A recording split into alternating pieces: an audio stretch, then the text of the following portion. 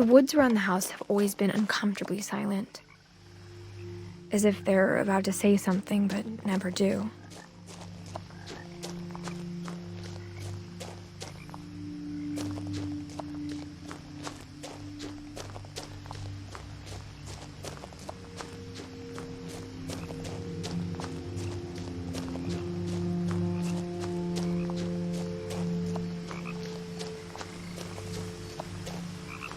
The house was exactly like I remembered it, the way I'd been dreaming about it.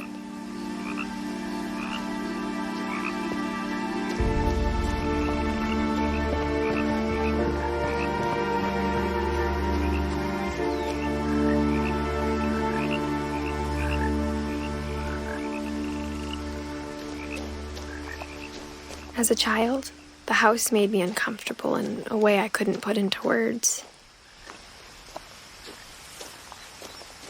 Now, as a 17-year-old, I knew exactly what those words were. I was afraid of the house.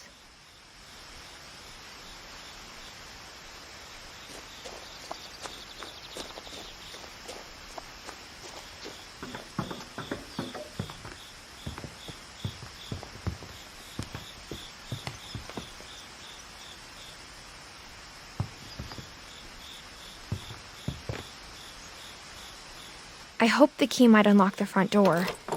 It didn't.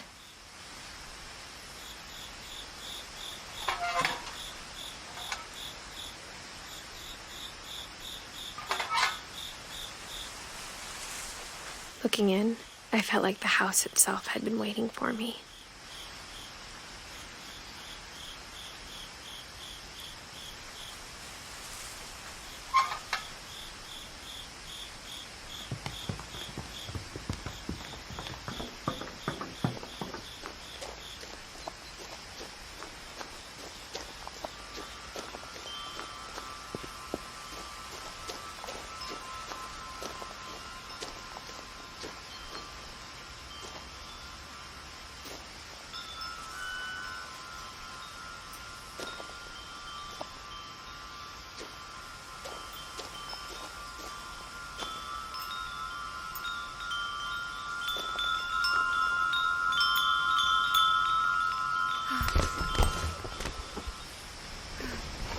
Crawling through the doggy door used to be a lot easier when I was 11.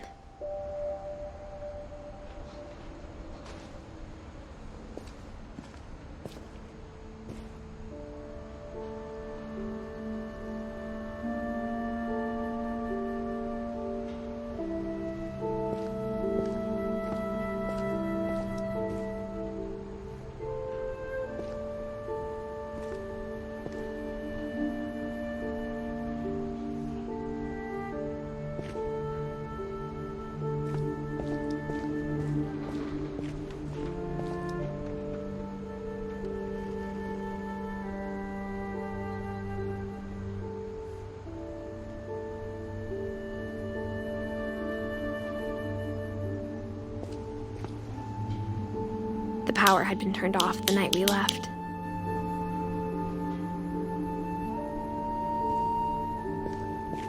For the first time in years, I felt like I was home.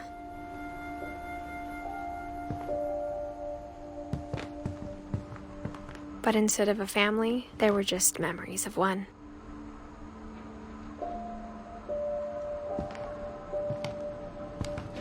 Like how only one restaurant would deliver to our house, so we had Chinese a lot.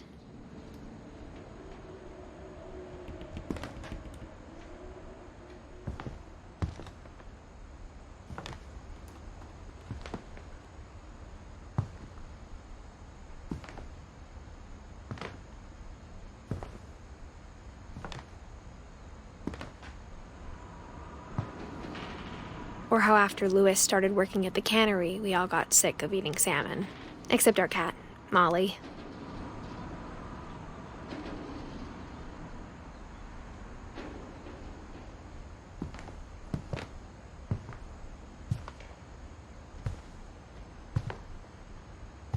The table was still a wreck from the night we left.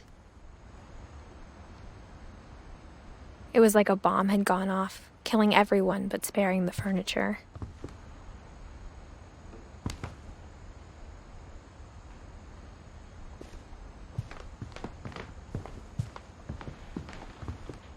My mom was the only one of us who could imagine Great-Grandma Edie living in a nursing home.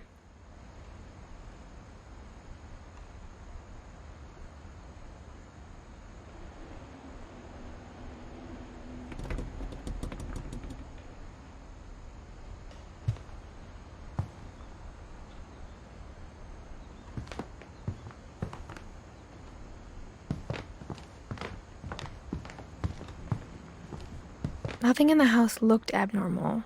There was just too much of it, like a smile with too many teeth.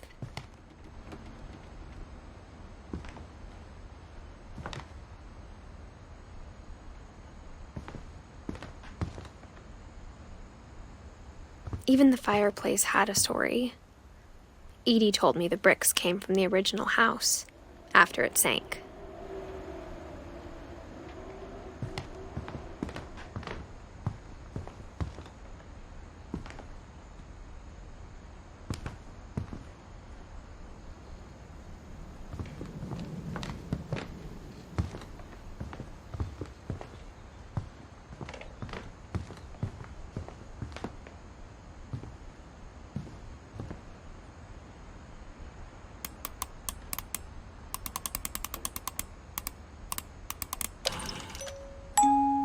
Great-Grandpa Sven built a music box for Barbara, along with the rest of the house.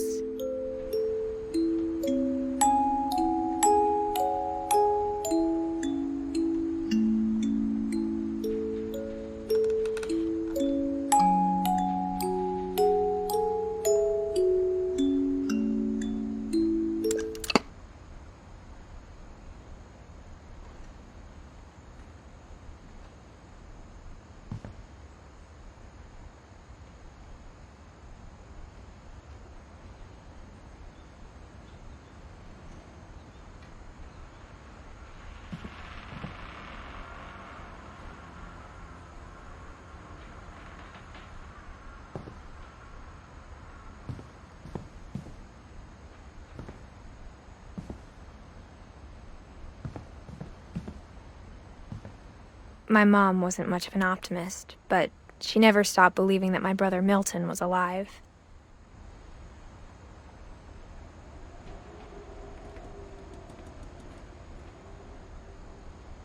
A lot of things got left behind in the whirlwind of that last night.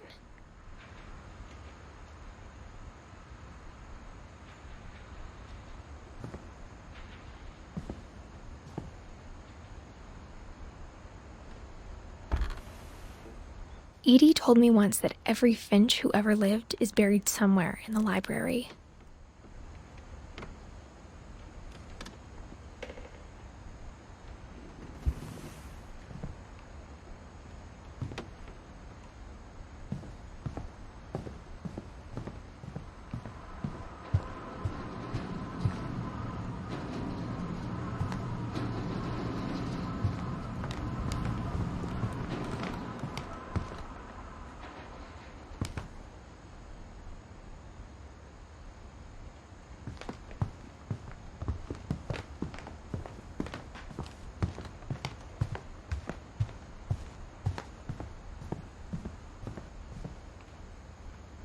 Mom always told me to stay out of the basement, so I wasn't too surprised when the key didn't fit.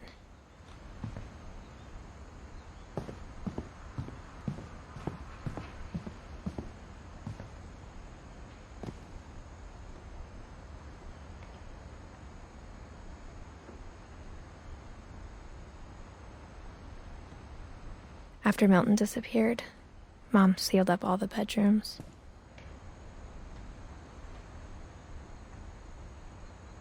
Then Edie retaliated and drilled peepholes.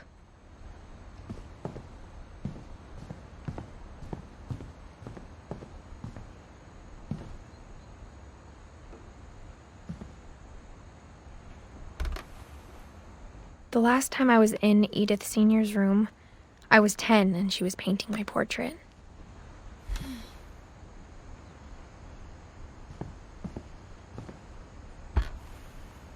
As a kid, I just assumed every house had peepholes and sealed rooms you weren't allowed inside of.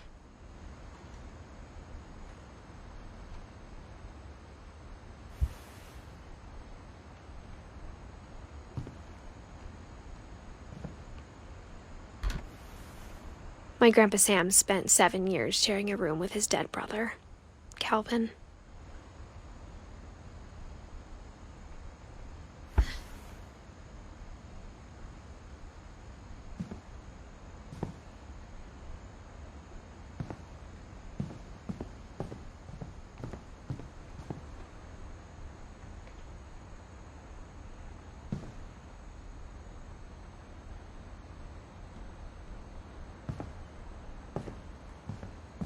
Whenever people ask me about my family, the first thing they always want to know about is Barbara.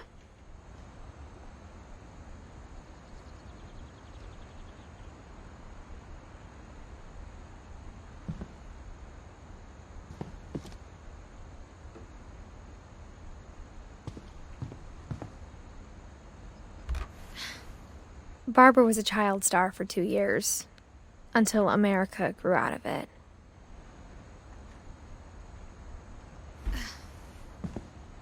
Edie's father, Odin, built the original house.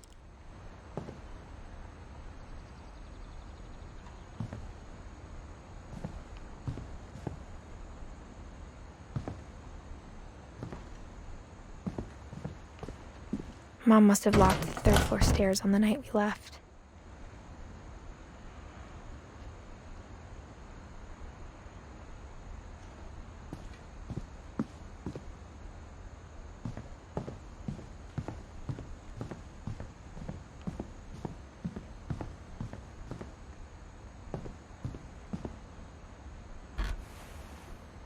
Molly always seemed like a girl I could imagine being friends with, if she hadn't died in 1947.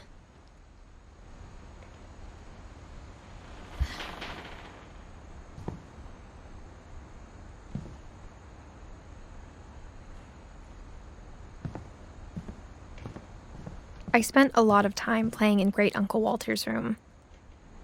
I think my mom sometimes regretted not sealing it up.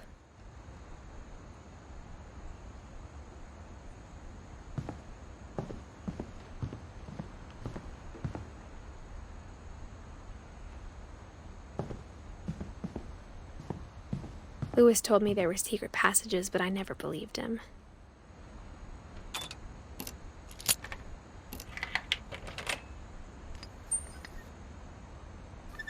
Turns out, my mom was really good at keeping secrets.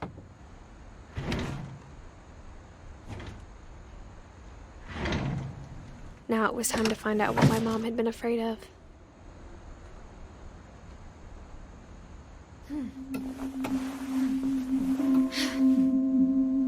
Reading this, maybe it sounds like I had a plan.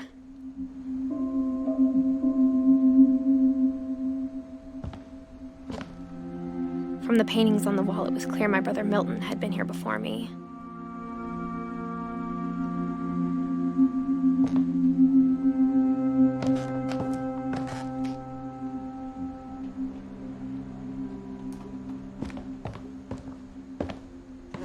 But I had no idea what was behind that door.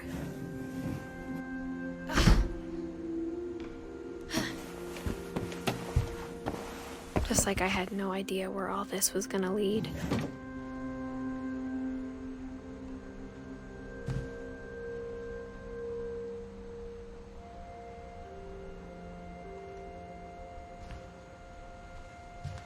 I grew up looking at Molly's room through the peephole. Being inside for the first time, I felt like I'd stepped behind a painting.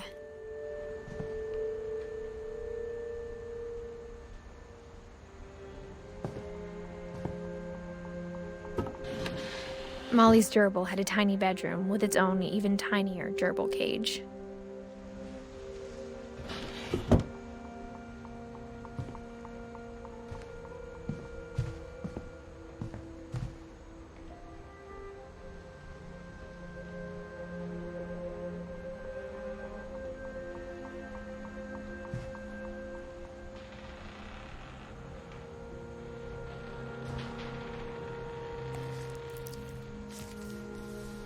December 13th, 1947.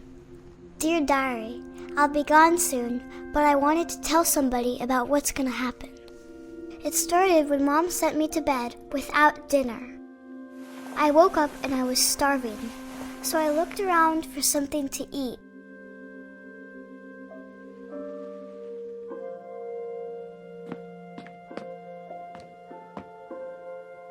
My Halloween candy was all gone.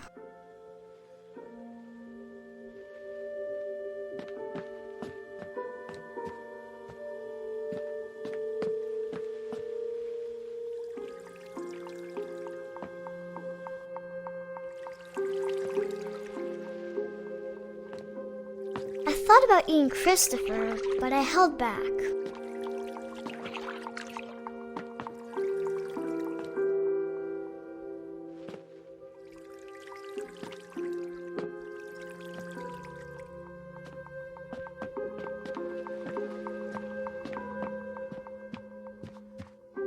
The gerbil food was dry, but I didn't mind it.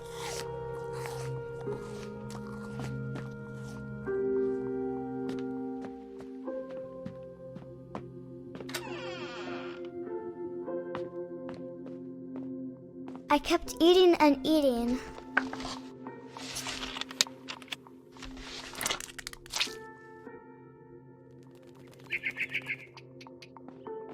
Then I heard chirping outside my window.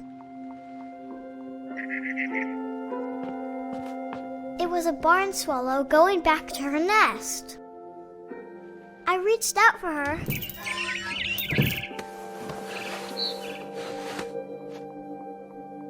And suddenly, I was a cat.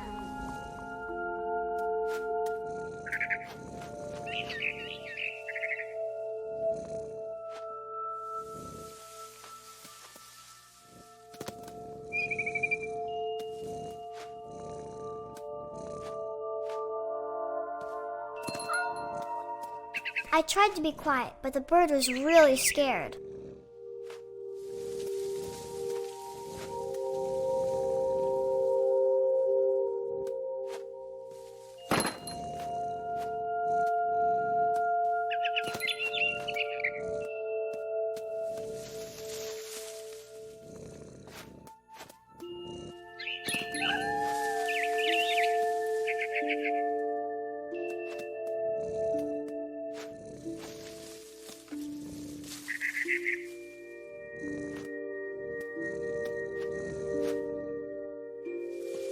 Mom and Dad didn't even look at me.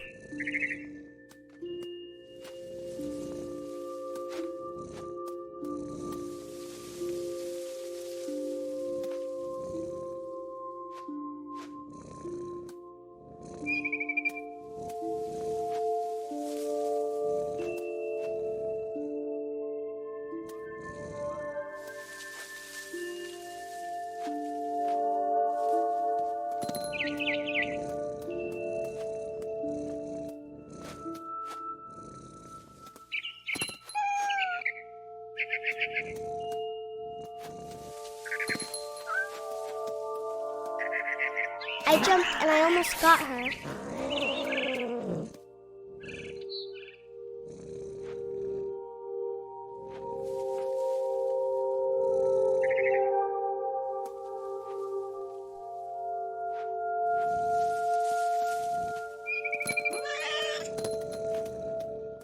I could tell she was getting really tired.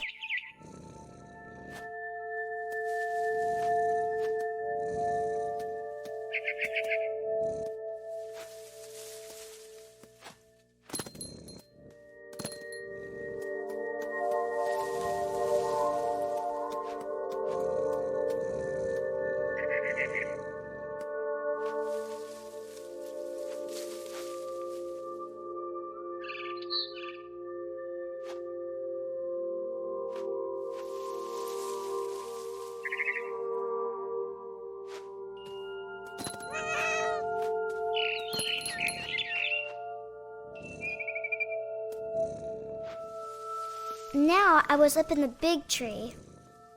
I promised Dad I wouldn't climb it anymore. All I cared about was eating that mama bird.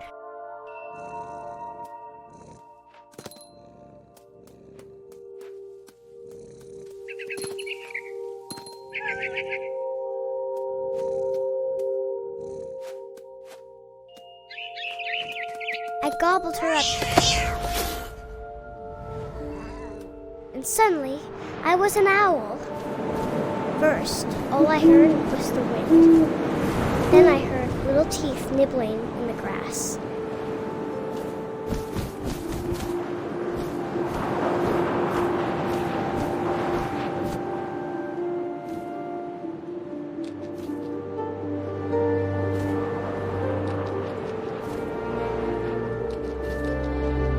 Rabbits.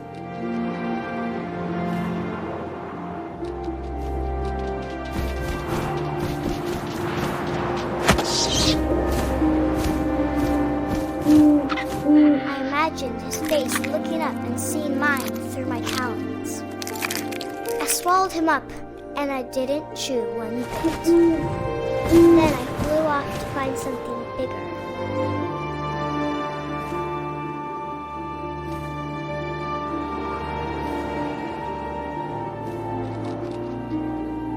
A mama rabbit.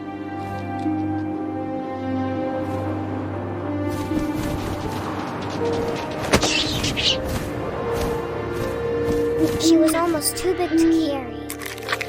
I started choking, but I couldn't stop eating. And suddenly, I was a shark.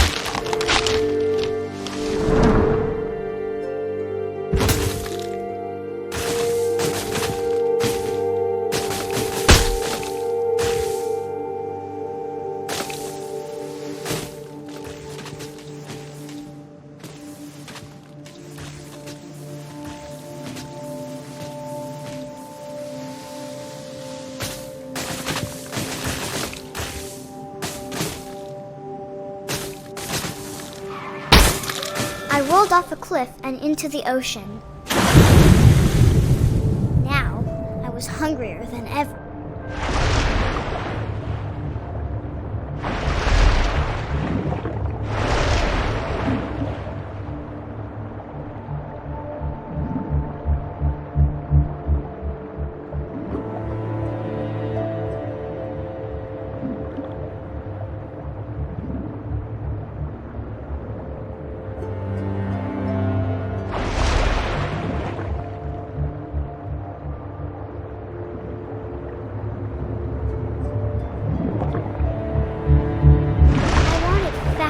Juicy seeds.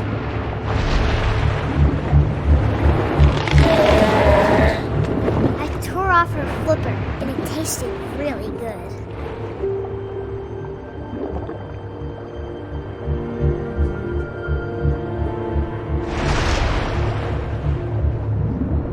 I grabbed on tight. When I was so hungry, I jumped out of the water. When I opened my eyes, everything had changed.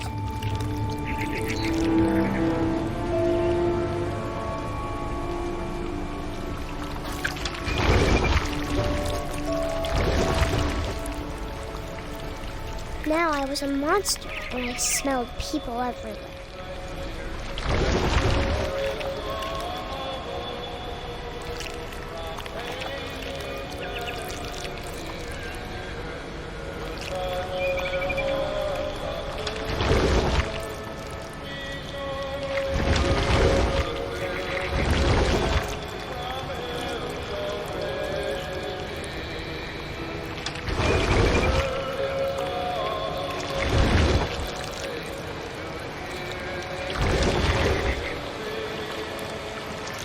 I was big, but I moved real quiet.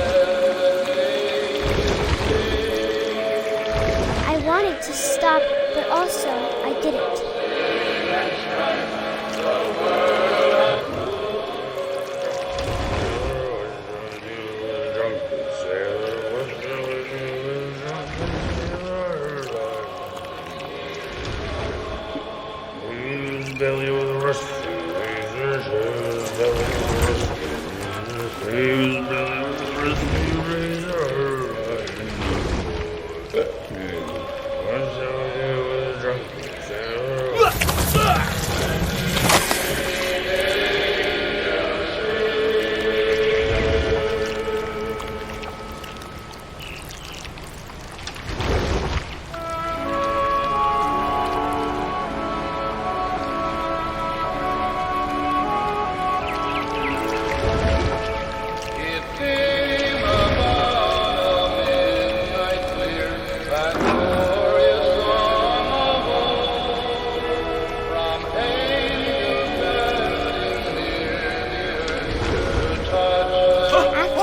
Passenger, I was still hungry, and across the water I smelled something I had to have, so I swam towards it.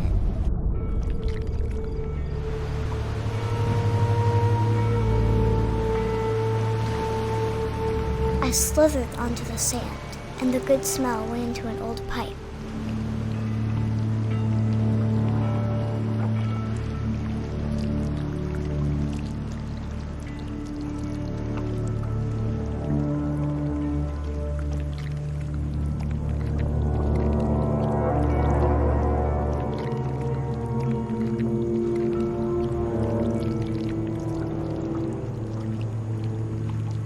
I got closer and closer.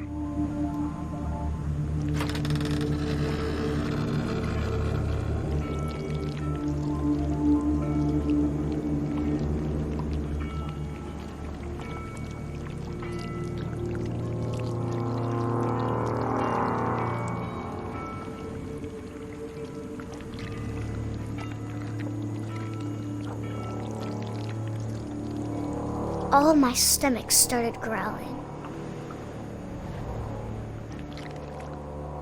And suddenly, I was me again.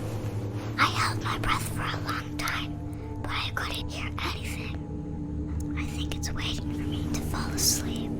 But it's not going to wait much longer. It needs to feed, and we both know I will be delicious.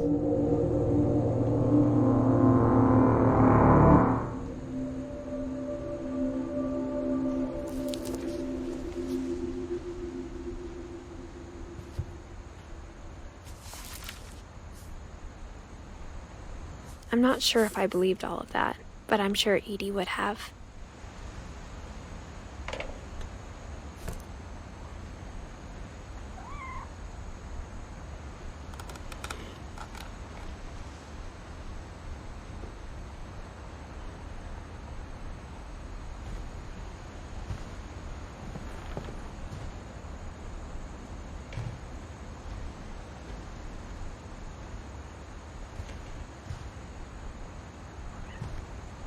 I can't describe it, but I felt like some part of Molly was still here.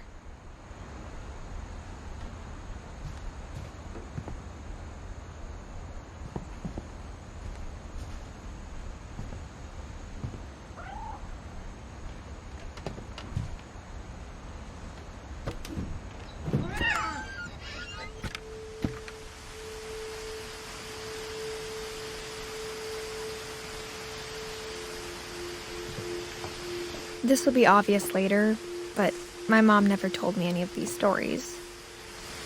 Edie would have, but Mom didn't like bringing up the past. Though, when we adopted a stray kitten, she was the one who named it Molly.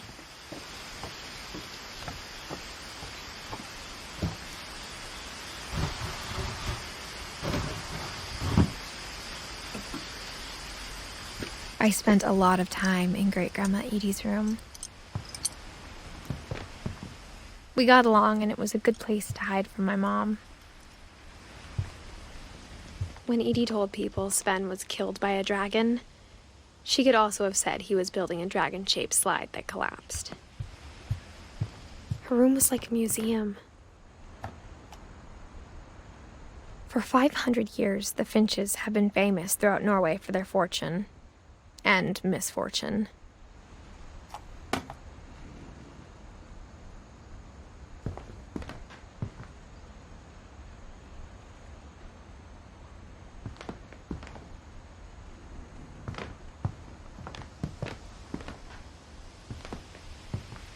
Louis died a week before we left, but Edie had already started to memorialize him.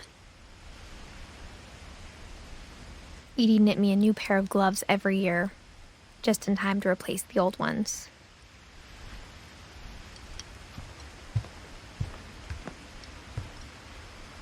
Edie gave a big interview about a mole man living under the Finch house. My mom was furious. I hadn't thought of myself as Edith Jr. for a long, long time.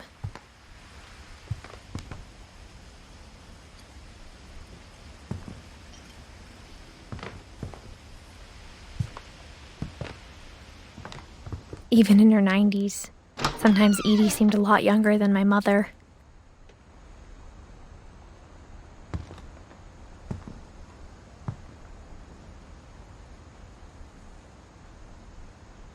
The only trace Grandpa Sam's first wife, Kay, left on the house was the pink bathroom.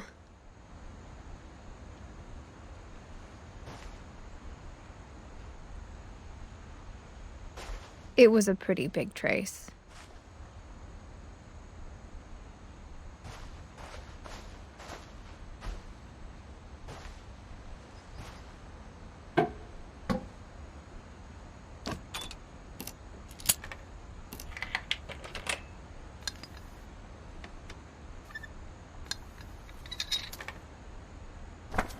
There's a secret in this bathroom. It's in the last place you would look. It isn't in the cupboard.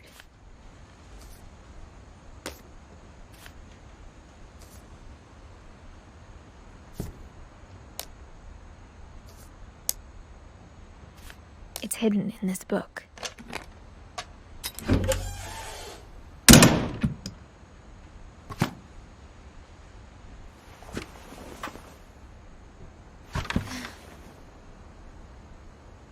Sven gave Sam an old camera he'd refurbished. He never put it down.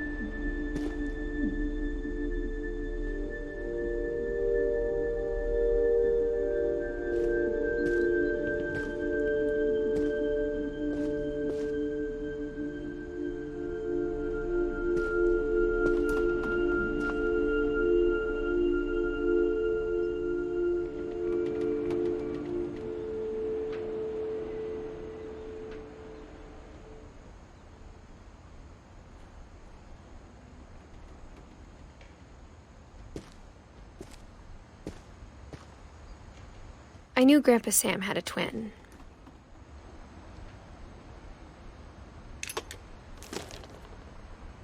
And that he never talked about him.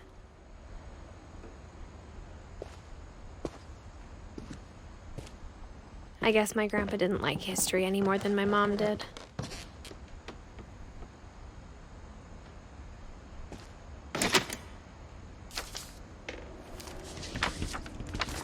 How I Want to Remember My Brother by Sam Finch. The thing I remember is that when he made up his mind, that was it.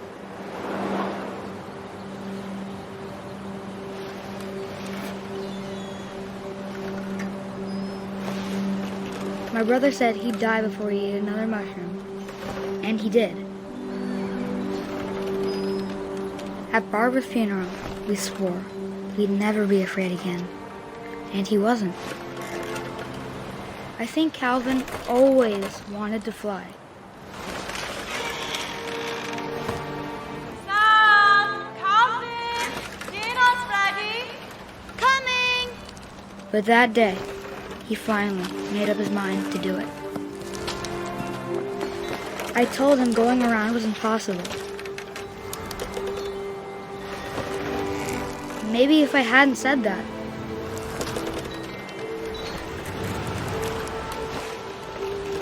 Calvin! I'm not gonna tell you again! maybe if the wind hadn't picked up,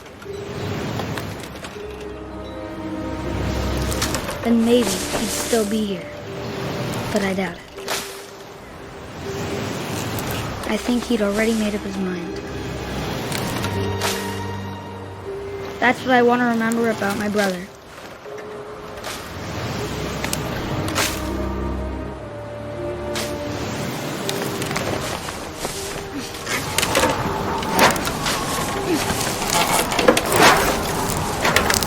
The day he made up his mind to fly. And he did.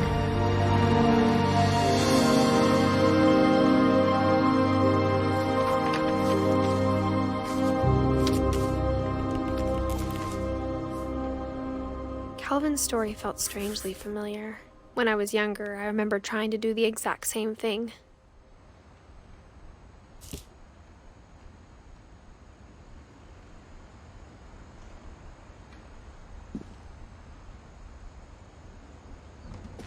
After the funeral, Edie roped off Calvin's half of the room.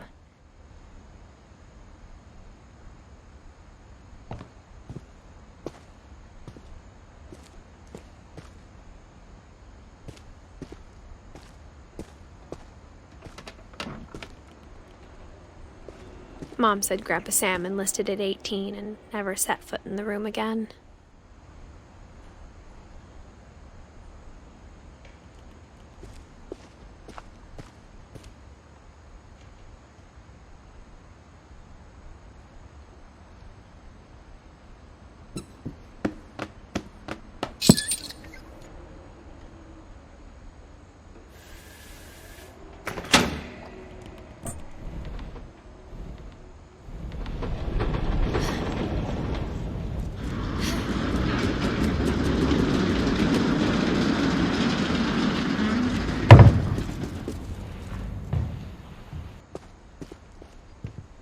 The passages were a pretty tight fit. They'd obviously been built for smaller hands and bellies.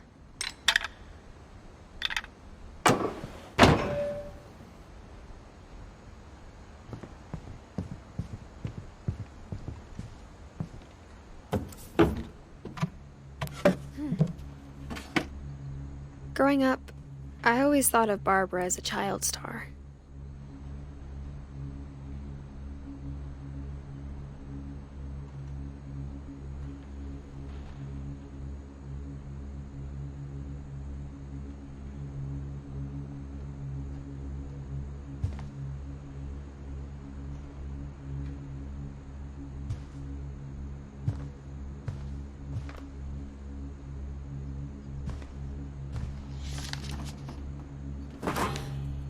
Of all the stories people wrote about Barbara's death, I'm surprised Edie saved this one.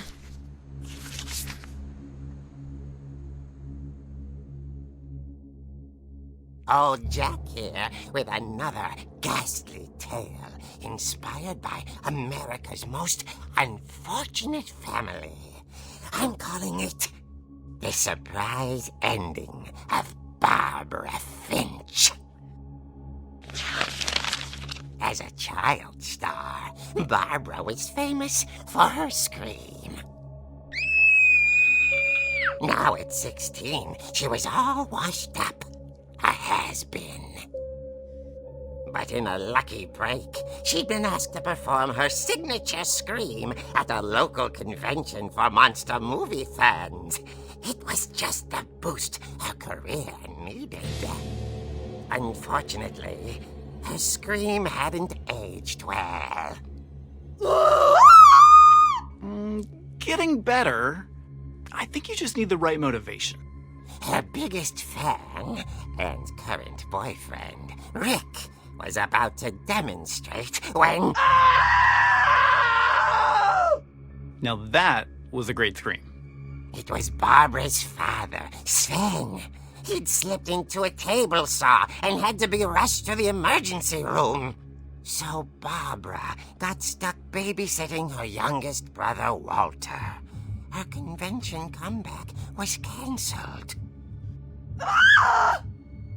Okay, I'm hearing frustration, but I'm not hearing terror. What if I tried... A gang of hoodlums in Halloween masks have been terrorizing Orcas Island tonight. Police are urging residents to... That came from the basement. You're right! Also, I loved your delivery on that. Why is your basement door locked? Because my dad likes making puzzles and secret passages. There's a key hidden in the music box. The secret is to keep winding and winding until finally the key pops out. Thanks, babe. I'll be back in a sec. 20 minutes later, Rick hadn't returned. So Barbara went to look for him, right on cue. She reached for the music box.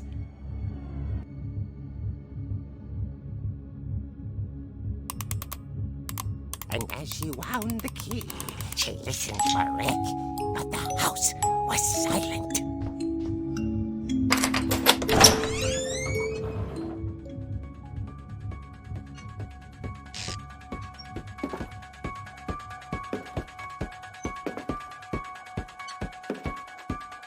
She found Rick's crutch and imagined the worst.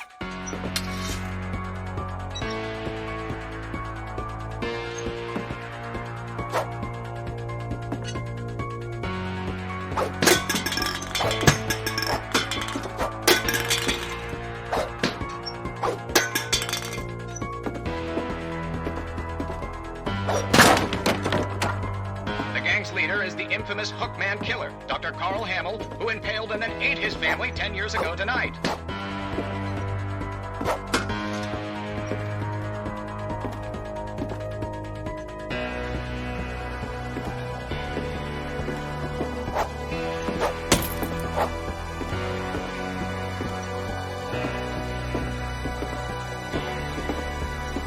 Only Finch rattled and grew still.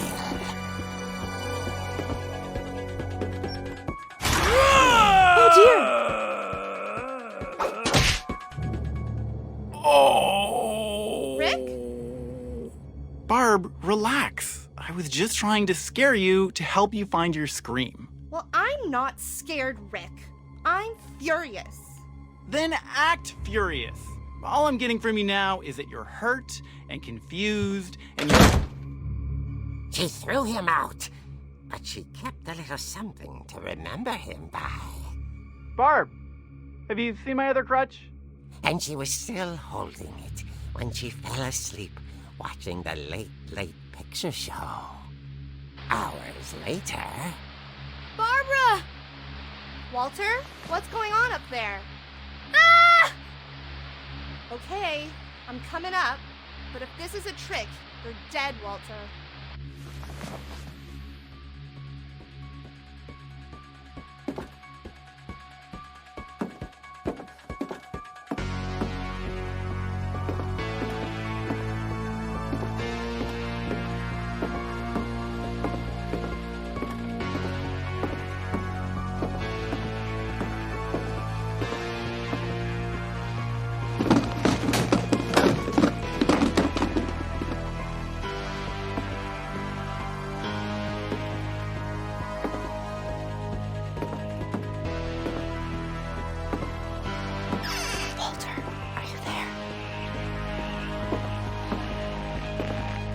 Walter had vanished, but his bedside radio was still on.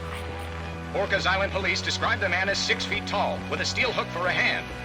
Residents are urged to lock all doors and windows and notify the police of any suspicious activity. Barbara turned, saw the hook man, and was speechless. He was quite smashing. And the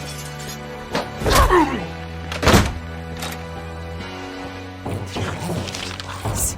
He couldn't get enough of gotta be another way out of here.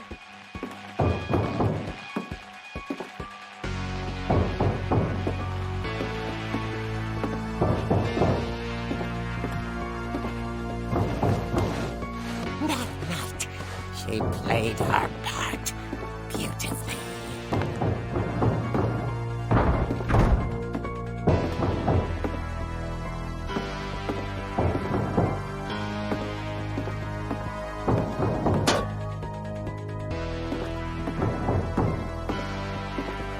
Molly's door hadn't been opened in years. The hinges groaned.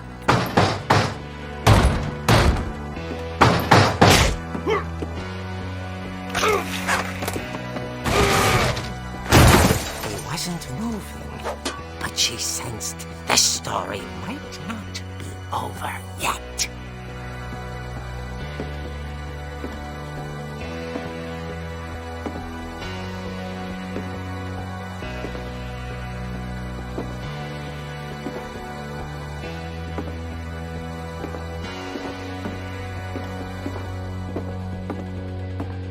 The hookman had vanished.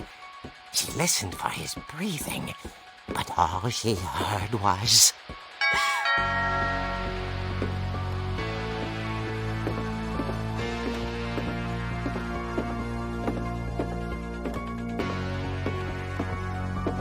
At the door, she heard whispering. It was coming from inside the house.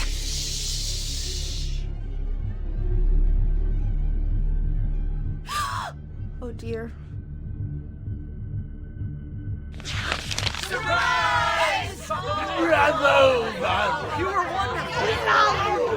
monsters had come to surprise her. For Barbara, it was a dream come true. Then she saw what kind of monsters they were, and she realized what was about to happen.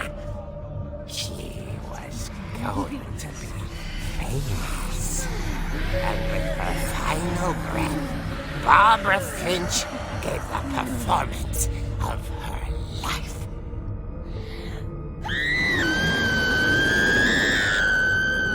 I wasn't there myself, but I hear Barbara was magnificent. Poor girl. She had a taste for stardom.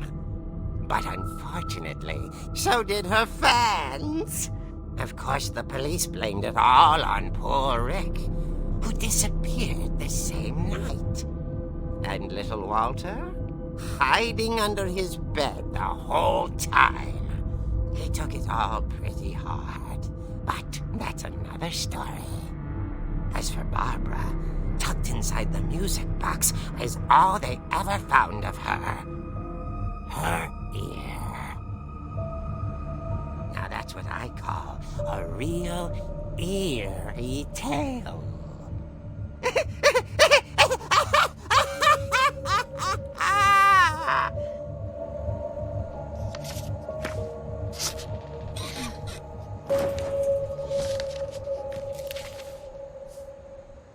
Edie told me all Barbara wanted was to be remembered, as absurd as that comic was. Maybe what Edie saw was a happy ending.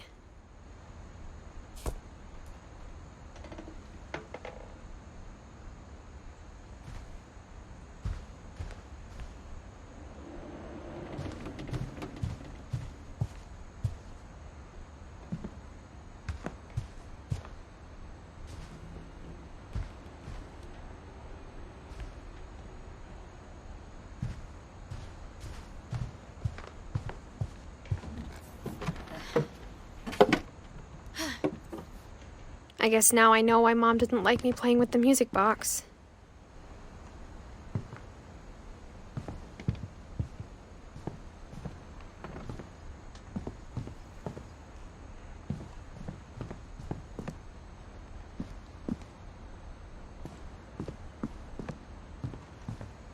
It's funny.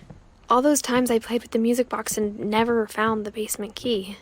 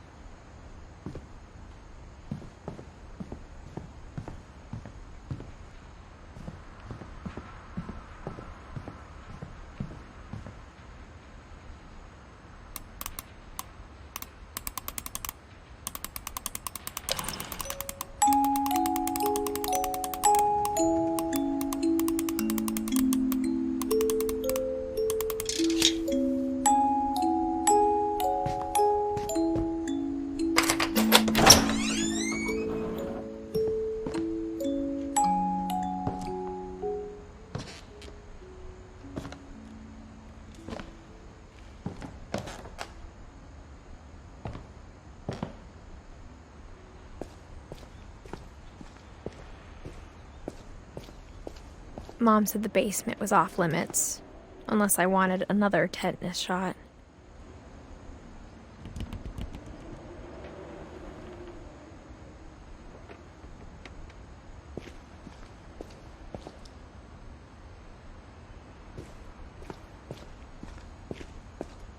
I saw Edie sneak down to the basement once, carrying packages. I thought maybe she was hiding presents.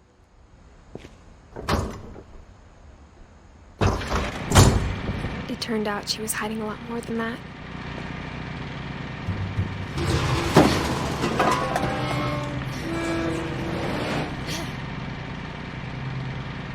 I remember asking Mom once about where Walter had gone.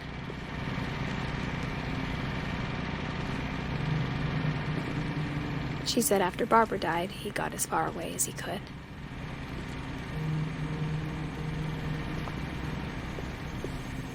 If there's a pattern in all these stories, I think it's that none of us has gotten very far.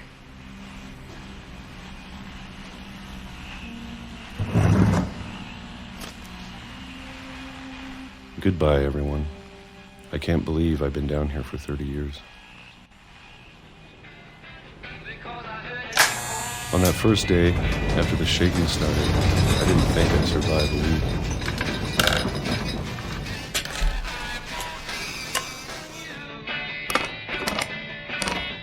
But after a few days, I settled into a routine. That's what kept me sane. Having a schedule, living for today. I always expected to be dead tomorrow. But if you wait long enough, you get used to anything.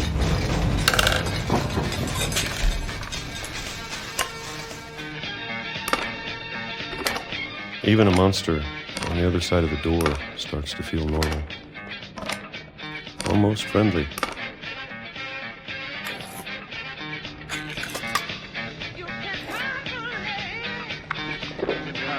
And then one day, everything just stopped. Whatever that thing was, it was gone. Maybe it got tired of waiting. Or maybe I just got tired of being afraid.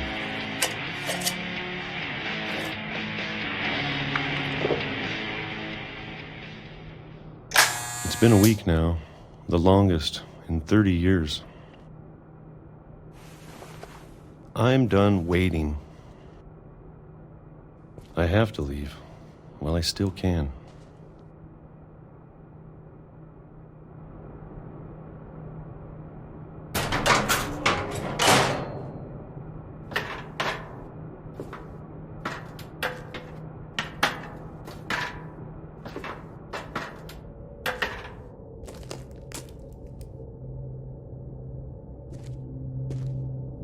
I know it's out there, somewhere. Whatever killed Barbara and Molly and Calvin.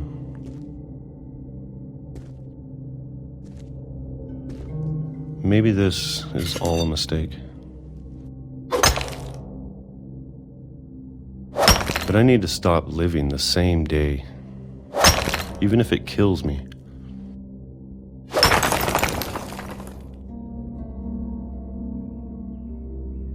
Whatever's out there, I want you to know I'm ready for it. I'm going to appreciate all of it, especially the food. I don't mind if I only have a year left. Or a month. Or a single week. I'd be happy with one new day. I can already imagine the sun on my face.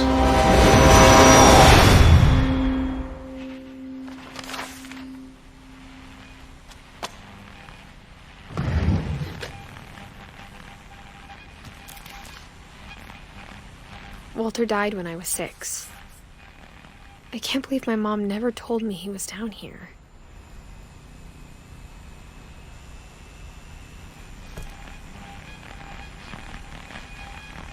I'm sure my mom was trying to protect me.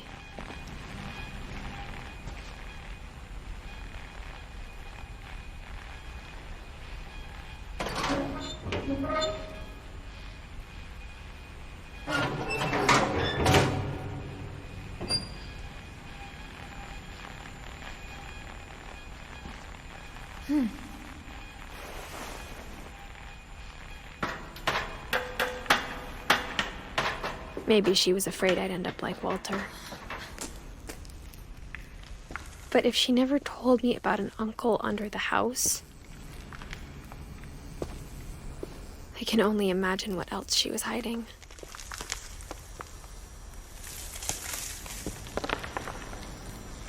I don't want to make the same mistakes she made.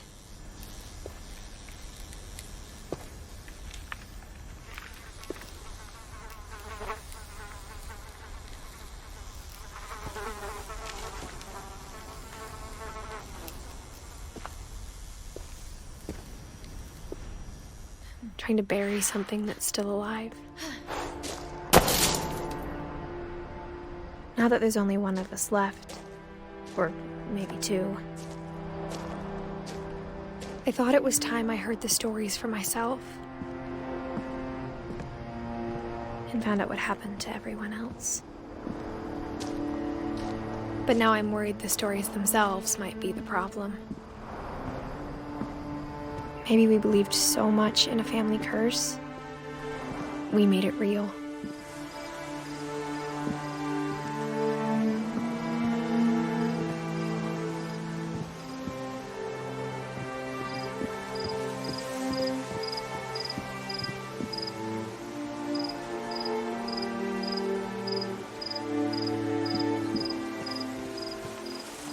I don't know if I should even be writing this.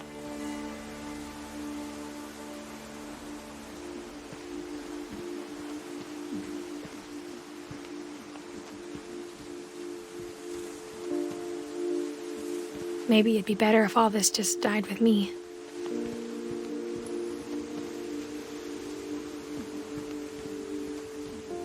But I thought you should know about your family.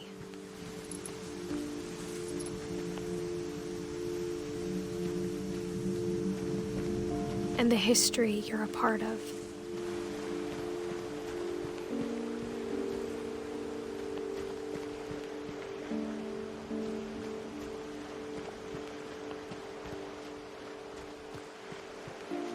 Though to be honest, I feel as lost as you probably do right now.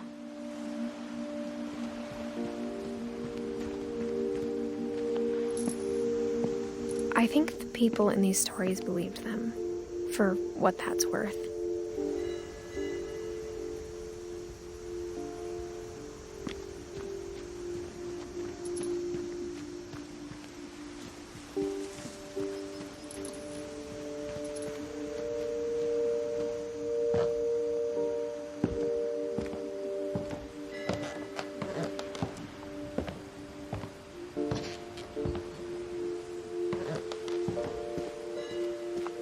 And when you look at the house, at that history of imagination and stubbornness and madness, any of it seems possible.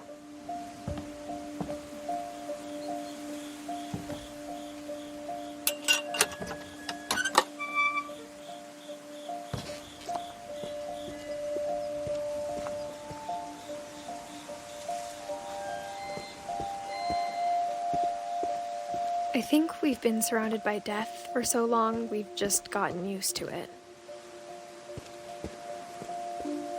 What kind of family finishes building a cemetery before starting the house?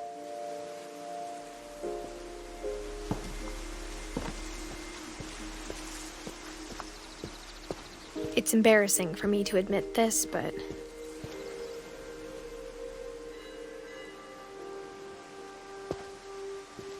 the pet cemetery made me more uncomfortable than the human one. 3 of the gerbils were mine, and 2 had been my fault.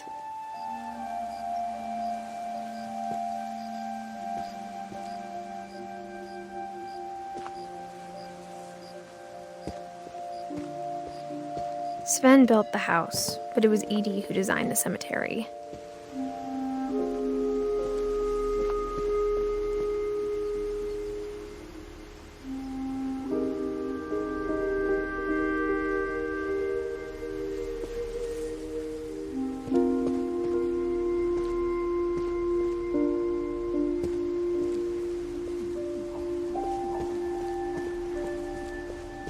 I'm sure Odin's monument had been Edie's idea. My mom was always trying to move on, but for Edie, the past never went away.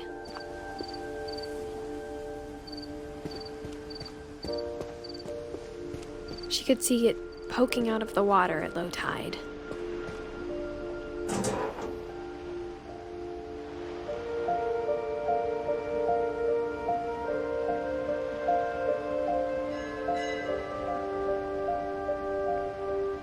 Edie said she dreamed about the old house every night.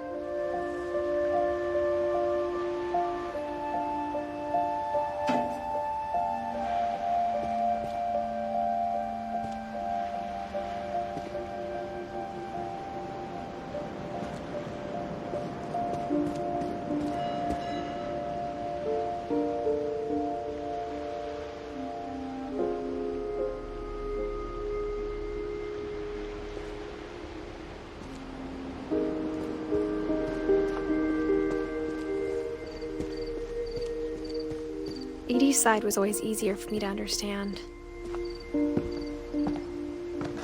But the older I get, the more I can see where my mom was coming from.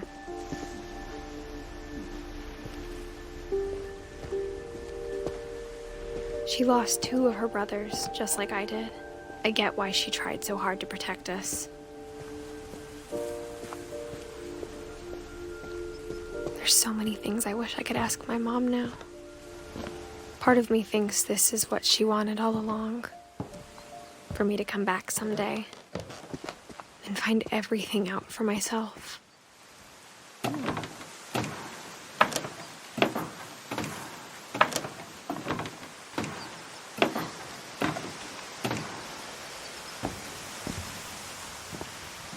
But looking back on it now,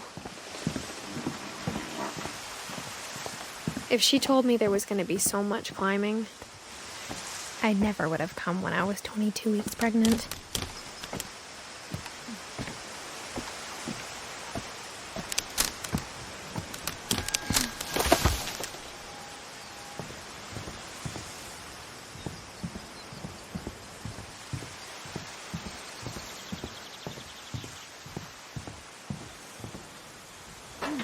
I never met Grandpa Sam, but I think he and my mom had a lot in common.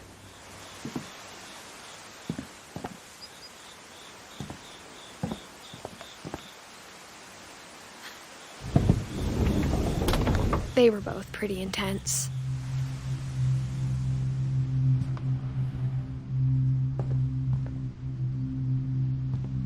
Instead of hiding from death, Sam seemed to go out of his way to meet it.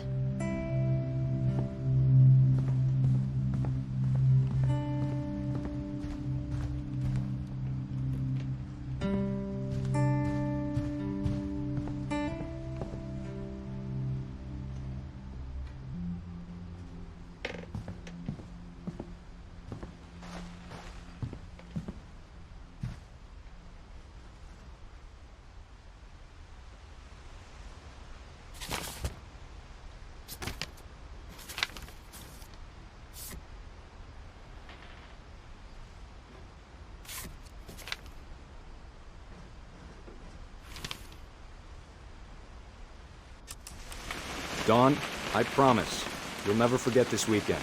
Yes, sir. These memories are gonna last a lifetime. Am I gonna have to shoot anything? It's a hunting trip, Dawn. Shooting is strongly encouraged. Perfect.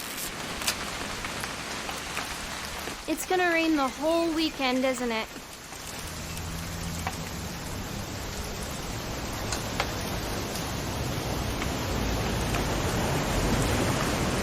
Please just take the damn picture. Hey, language. Did you want to get a picture of me or what? Come on already.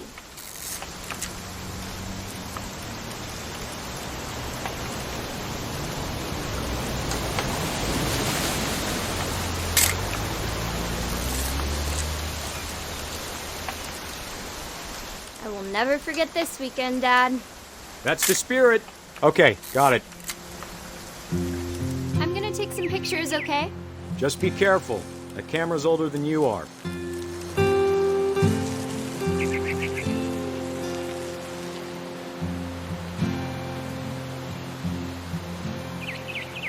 You're right, Dad. It's starting to clear up. Still freezing, though.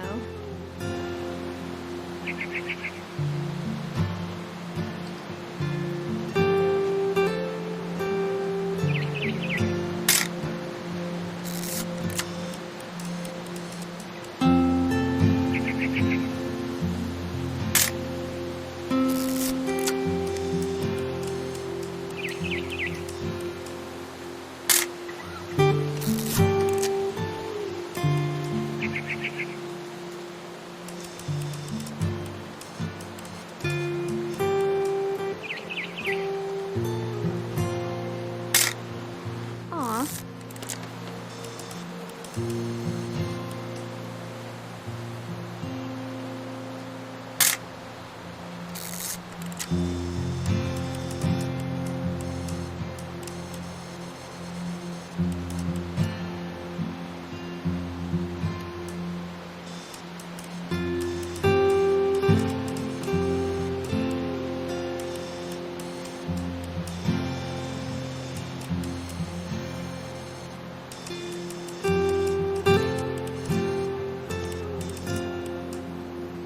Definitely should not have drunk all that coffee. Hold still while I take a picture. Hey! That's a keeper. I'm just saying, I'm not always gonna be here, Don. You'll need to remember this stuff, if you want to survive. I'll be fine, Dad. You know who else thought he was gonna be fine? Some guy who died. Don, I'm being serious. I know, Dad. You're always serious. Doesn't being out here make you want to chill out? Well, to tell you the truth, I haven't been out here in 20 years.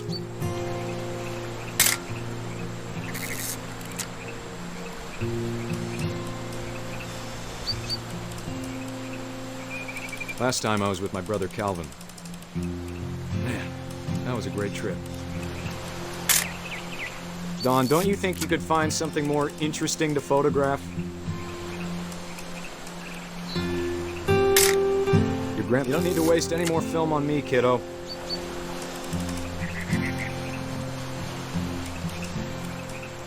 We found an old logging trail. There were deer everywhere. I bet if I could remember where that trail was, we'd spot a buck for you in no time. Give me a minute to check the map.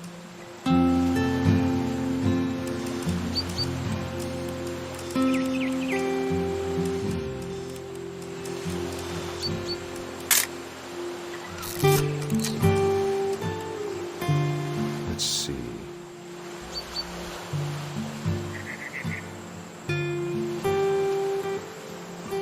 Maybe.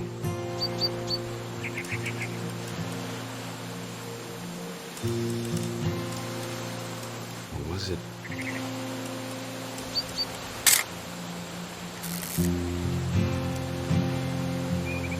Could have been.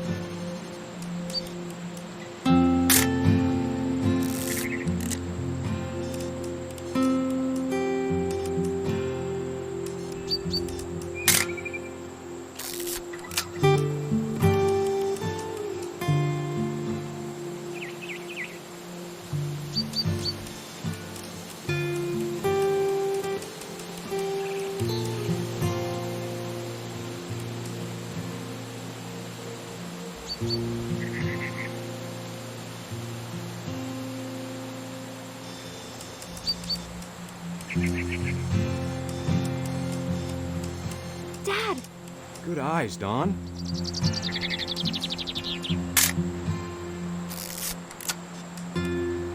Before you take the shot, let me get a picture of it.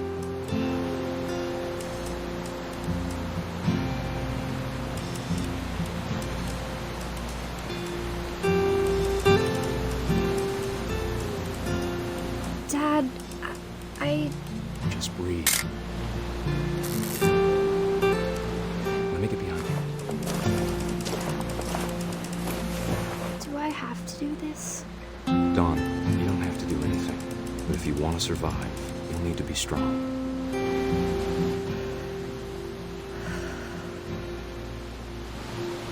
Now keep going. Great shot, Dawn!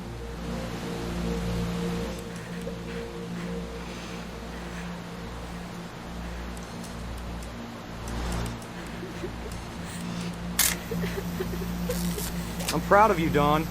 Always remember that, okay?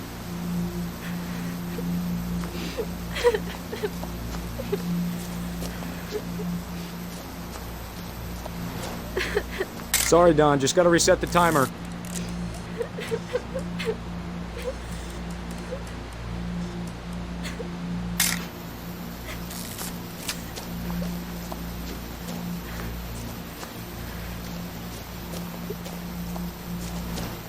Dad, it's twitching.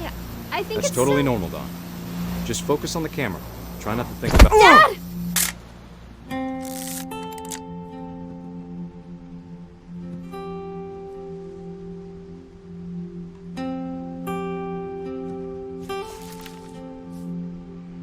Of all these stories, that's the one I wish most that my mom had told me.